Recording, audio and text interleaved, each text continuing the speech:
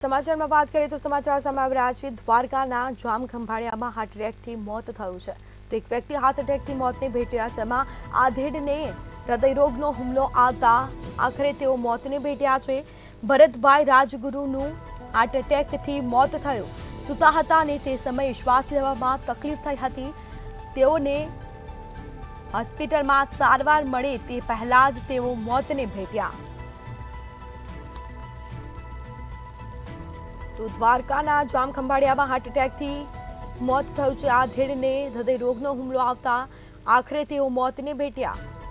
તો સૂતા હતા અને તે સમયે અચાનક તેઓને શ્વાસ લેવામાં તકલીફ થઈ હોસ્પિટલમાં સારવાર મળે તે પહેલા જ તેઓ મોતને ભેટ્યા છે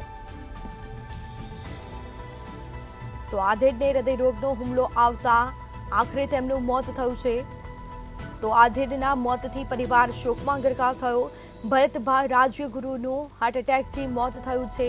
સૂતા હતા અને તે સમયે શ્વાસ લેવામાં તકલીફ થઈ હતી તેઓને હોસ્પિટલમાં સારવાર મળે તે પહેલા જ મોતને ભેટ્યા તો દ્વારકાના જામખંભાળિયામાં હાર્ટ એટેકથી એકનું મોત થયું છે।